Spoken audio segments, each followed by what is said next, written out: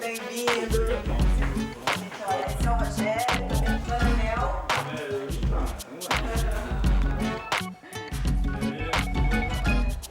Uma barraquinha de rua, a câmera que dança e um deserto de sal. Eu não poderia fazer um documentário sobre a diáspora e não abordar temas polêmicos como racismo, que é muito presente, principalmente em New Orleans até hoje. Aqui existe, mas é um pouquinho mais camuflado, mas existe.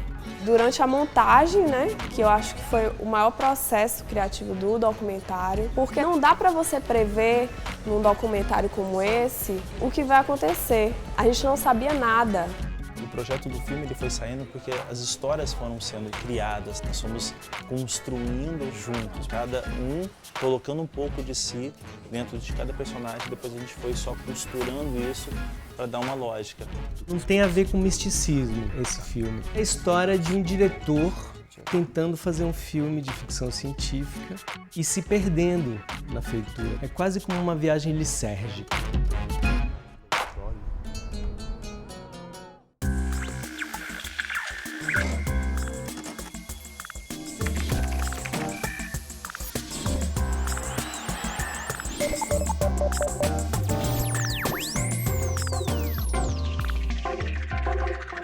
Em uma cidade onde não é permitido mudar, as pessoas são aprisionadas em suas próprias vidas.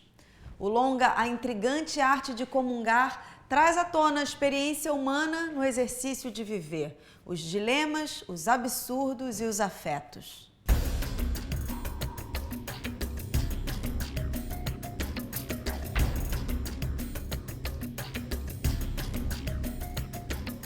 Ação. A Dulce vai cantar hoje? Você viu os lugares? Isso não é bom? Eu sou um preparador de atores, é isso que eu faço há muito tempo, já há muitos anos, e recebi um roteiro e tudo acontece num único local, assim.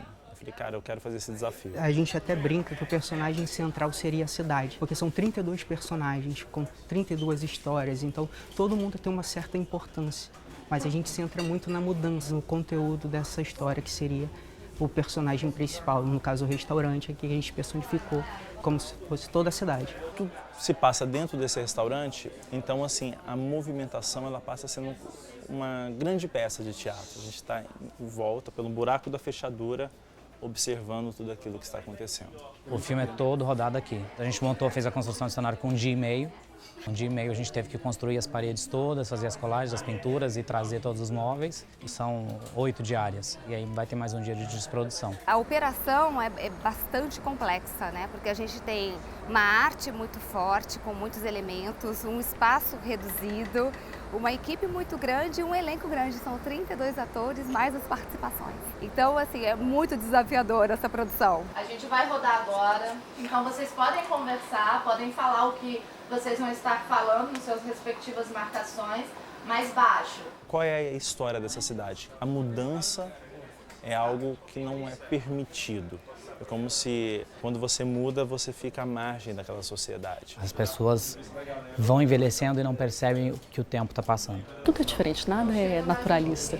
A maquiagem, todos têm um ar quase de empoeirado, sabe? Essa maquiagem, ela já está agora um pouco em decomposição, né? Porque fica um pouco quente aqui no set, mas também já vem da própria personagem. A Lucy, ela é uma personagem que é como se ela estivesse ali há anos e anos e anos e tivesse entrado num certo processo de decomposição. Né? E faço de tudo exatamente para descaracterizar. A beleza deixa de existir quando eu começo a colocar a olheira, a palidez. Então, assim, acaba que a gente faz exatamente isso, né? A gente cria a imperfeição na pessoa. É um filme bem bacana e tem pitadas de surrealismo. Não é um filme naturalista, então o espectador realmente vai ver algo diferente. Para mim o surrealismo é muito bacana, porque você pode ir extra, né? Você sai do natural, sai do normal. Eu já estou acostumado a fazer muita coisa atual, entendeu? E isso aqui para mim é onde você pode realmente botar a sua arte toda para fora.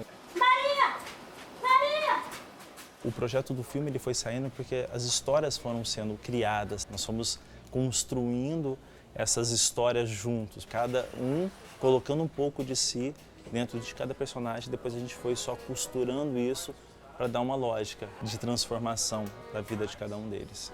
mais, assustada. É que você dizer.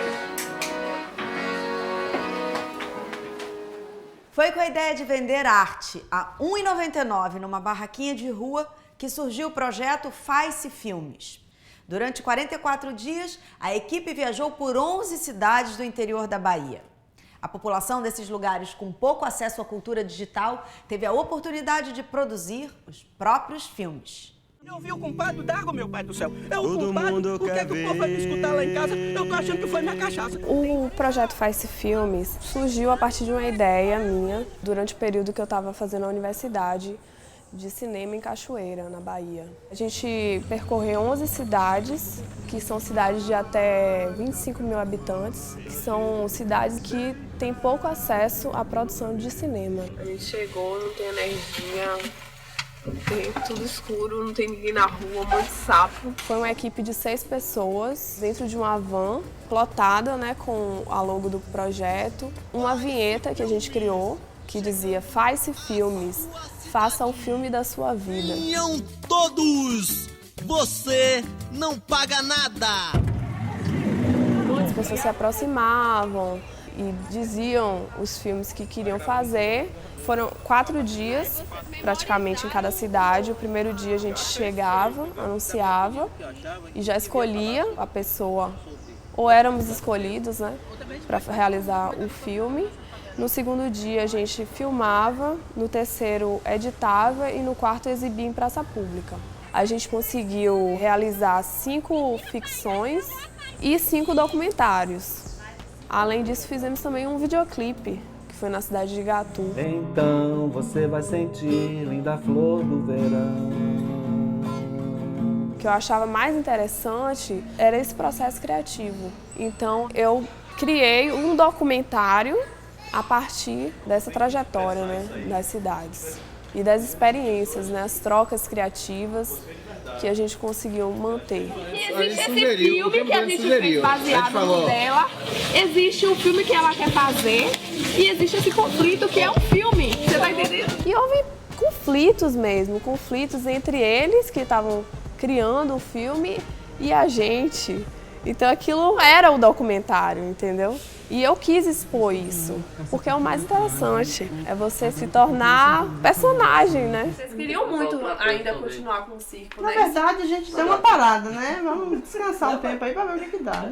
Eu, como idealizadora, não me coloquei como diretora, e sim como uma coordenadora daquele projeto, né? Porque os diretores são os autores dos filmes. Isso que é o mais interessante, né? Que a gente vai percebendo o quão talentosos são essas pessoas. Assim, qualquer lugar que você vai, sempre tem alguém que gosta de cinema, que quer fazer cinema e tem uma capacidade incrível de realização. É por isso que eu contratei você. Autêntico, sensível e sempre interessado nas questões do nosso país. Ele é responsável por filmes como O Homem da Capa Preta, Guerra de Canudos, Zuzu Angel, Salve Geral. Sempre presente no cinema nacional, eu tenho o grande prazer de receber aqui no estúdio do Revista o diretor e roteirista Sérgio Rezende. Sérgio, muito obrigada por você estar aqui. Bom demais conversar contigo, inclusive. Vamos lá, Sérgio, como surgiu o seu interesse pelo cinema? Quando você entendeu que era isso que você queria fazer da vida? Não, tinha muito a ver com o meu colégio. Eu estudava no Colégio Santo Inácio, né, e lá tinha, toda sexta-feira, tinha um cineclube, passavam uns filmes. E aí lá no mesmo colégio começou a ter um curso de cinema. Meu pai tinha uma câmera de filme, na época também nada digital, era cinema mesmo, 16mm. Comecei a fazer umas coisinhas, fiz um curta, fiz outro, foi dando certo e tal. E daí, de repente, quando eu olhei, estava enfiado até o pescoço no cinema. E você tem uma história com filmes de histórias reais. Como é que é para você esse processo de adaptação também como roteirista? Qual é a maior dificuldade de você pegar uma história que realmente existiu e você eleger como é que você vai contar essa história? Assim? Eu acho que uma sociedade também precisa sonhar. E o sonho da sociedade são as histórias, na qual o filme é uma das grandes maneiras de contar. Fazer filmes inspirados em personagens e fatos da vida real não tiram a criação. Por exemplo, Lamarca, né? Sabe-se que o Lamarca zanzou pelo sertão baiano durante um mês, junto com um amigo, Zequinha, perseguido pela polícia, e não teve com ninguém, e no final desses 30 dias ele foi descoberto e foi morto. Não há testemunho desses 30 dias.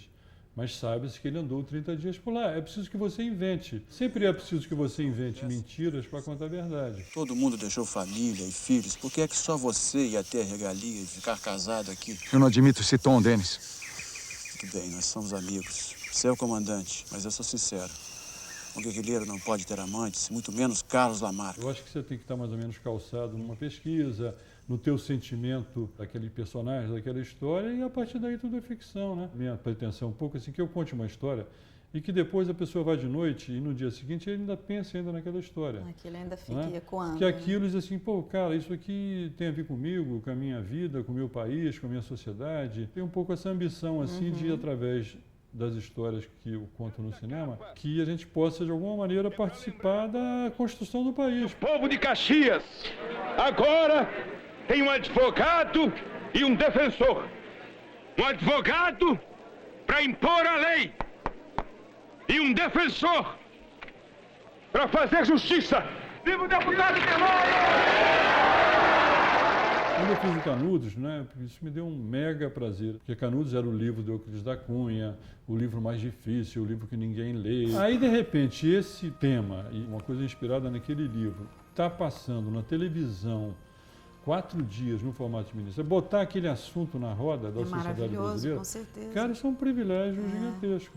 As sociedades querem ouvir as suas histórias. Pô. Sim. E eu vejo que o cinema brasileiro, ele se dá bem assim com o público quando ele conta as histórias que só nós podemos contar. Você tem duas histórias assim, tanto o Zuzu Angel quanto o Salve Geral, são histórias de mães que estão, de certa forma, tentando salvar os seus filhos, né? É verdade. E tem um pano de fundo histórico-político super forte, assim.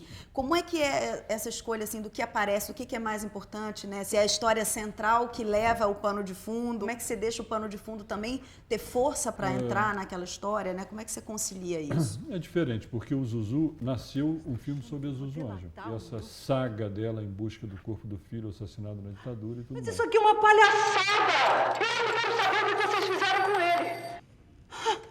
Mas que teatro é esse? Calma, Zuzu. Calma nada, eles sabem do Stuart, senão não estavam fazendo isso. O Salve Geral, não. Ele nasceu Vamos contar a história dos dias em que São Paulo parou aquela série de atentados liderados pelo PCC, uma coisa que vinha do presídio. Então, o filme partiu disso. E aí a gente foi achar um tema, que era como é que uma mulher da classe média, que em princípio estaria longe desse mundo, cai na tempestade. Então tem um pouco essa diferença do Zuzu, que já era a história de uma mãe atrás de um filho, no caso morto, e a história do outro que é a partir de um fato da realidade, a gente inventou essa mãe, né, e esse filho e a trajetória dele. Você vai, o que está acontecendo? Mãe, pera, eu vou voltar. Rafa! Eu vou voltar, confia em mim. Mãe, para! Para, mãe. Rafa.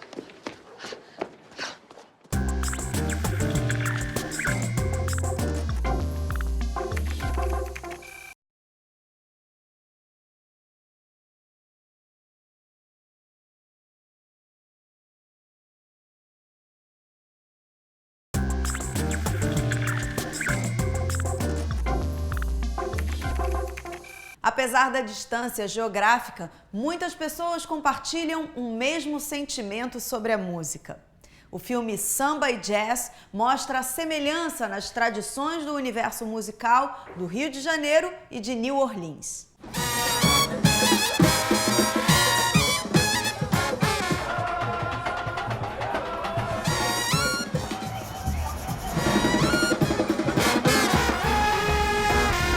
Nesse meu documentário, tudo gira em torno da influência africana nos dois ritmos. Então, por exemplo, em Orleans tem o Jazz Funeral.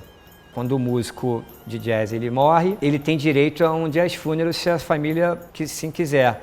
Porque o negro ele entende que a morte é a libertação, então ela tem que ser celebrada. E no Rio de Janeiro existe o Gurufim, que é a mesma coisa.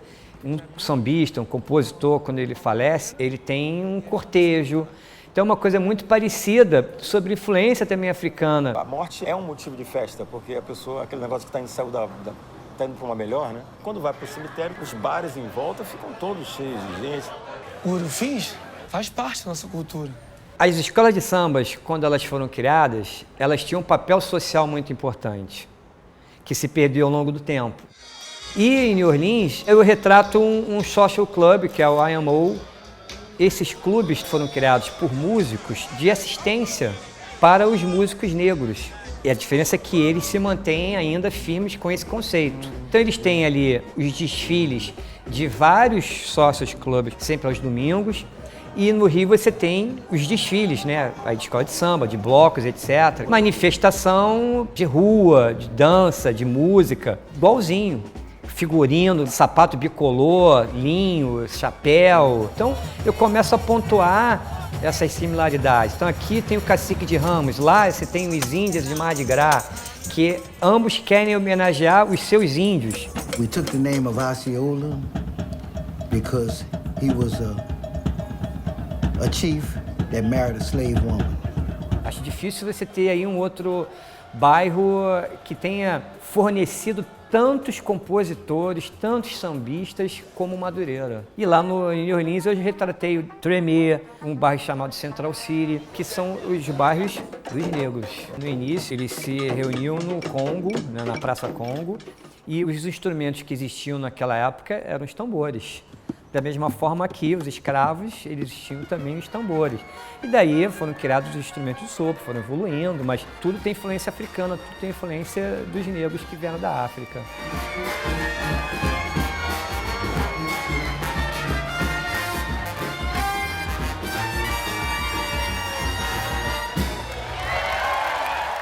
O maracatu é um ritual afro-indígena que nasceu nos engenhos de açúcar de Pernambuco.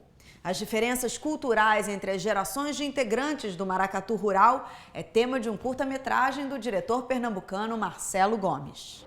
A brincadeira mudou muito. Isso desde que a gente saiu lá do canavial para viver pendurado nesses morros aqui da cidade grande.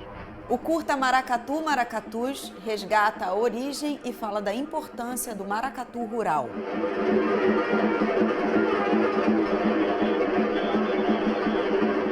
A dança dos cortejos é marcada por saltos e malabarismos e rodopios sob uma batida primitiva.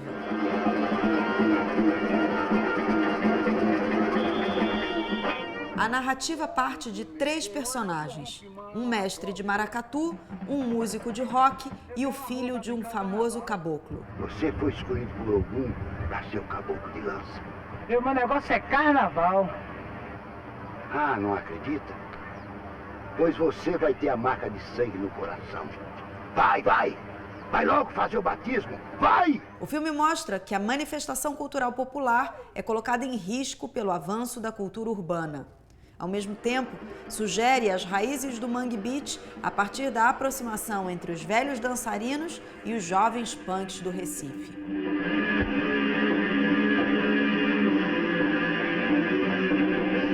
Maracatu Maracatus recebeu o prêmio de melhor curta, ator e som direto no Festival de Brasília de 1995.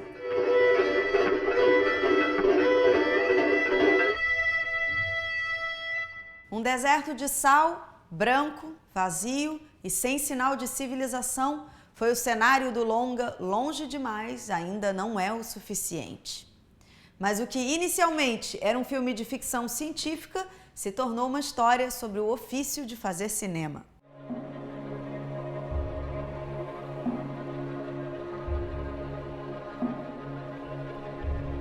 Eu fui há 6 anos atrás tentar fazer um filme de ficção científica lá no deserto da Bolívia, que era a história de seres que chegam de uma outra dimensão. Ou seja, o exercício era como seria olhar esse mundo hoje pela primeira vez, sem referência moral, cultural ou religiosa.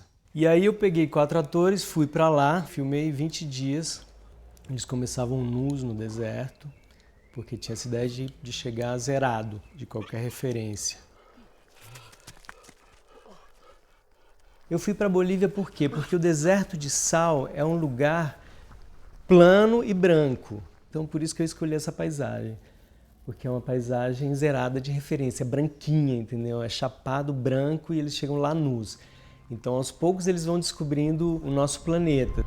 Uma ideia precisa encontrar alguém para ganhar forma. E depois, quando eu voltei e eu tentei montar, eu não gostei do resultado. E aí eu dei uma abandonada no projeto, assim, porque eu achava ele ambicioso. E agora, esse ano, eu resolvi voltar lá e contar a história do diretor que leva os atores para o deserto para tentar fazer o filme de ficção científica, não gosta da atuação deles e resolve abandonar eles no meio do deserto para fazer eles passarem por um processo de transformação da percepção deles, para daí eles conseguirem interpretar aqueles seres que chegam de outra dimensão. O que você viu? Qualquer coisa estranha se passava ali.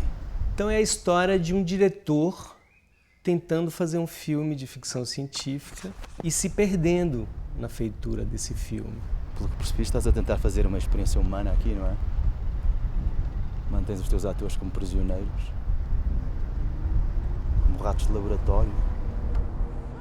E aí agora eu reencontrei o Moebius, que é um francês, que é um cara que meio inventou um certo tipo de ficção científica nos quadrinhos nos anos 70. Reli alguns livros dele e aquilo me deu um caminho para a edição desse filme. Então meio que eu vou brincar com uma narrativa lisérgica. É quase como uma viagem lisérgica, o filme.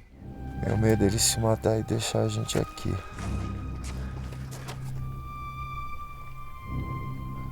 Não vai, não. Ele quer muito fazer esse filme.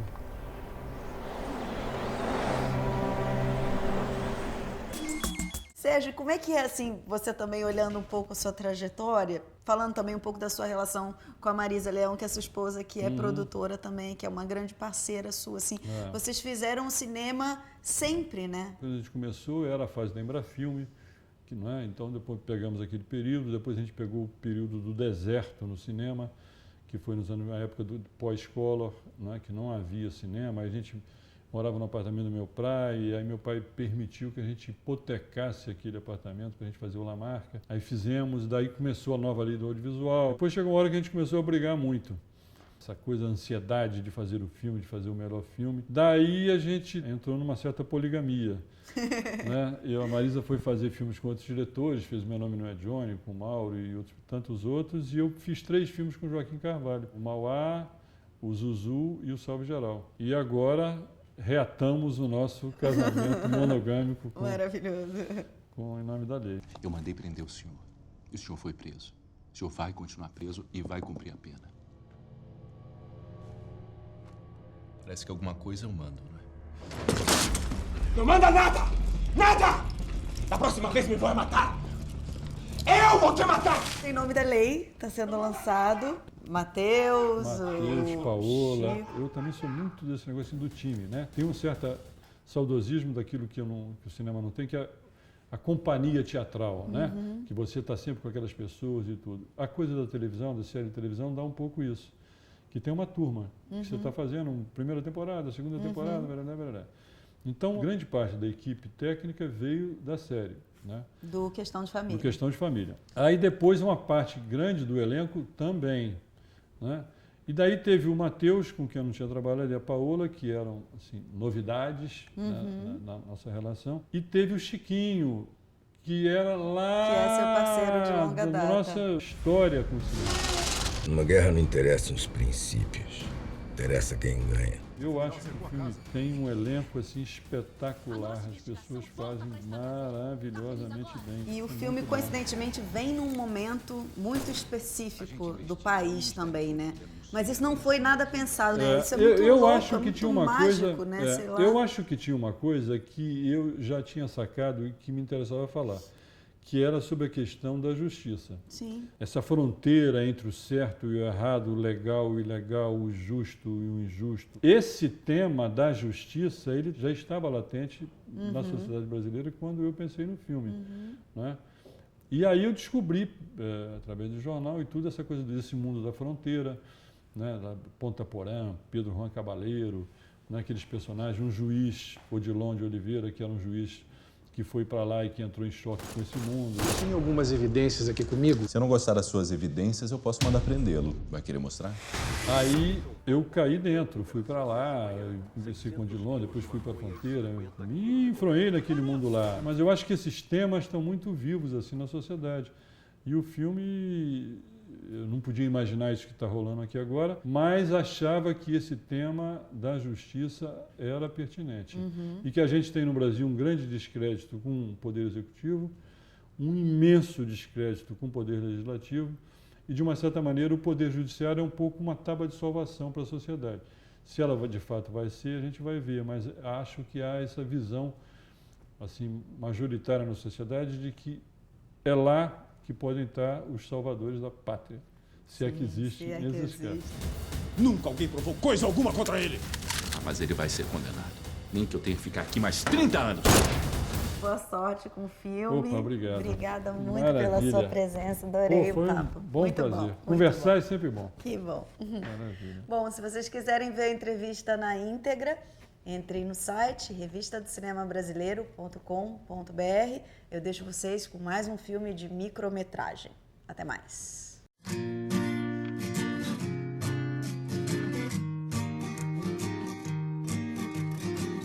Nice day for a walk in the park.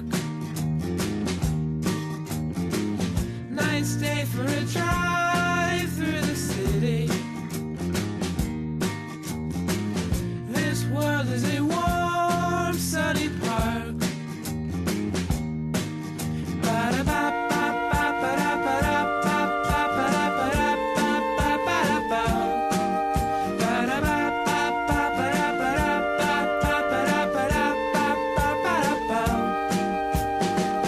Nice day for a talk with your girl.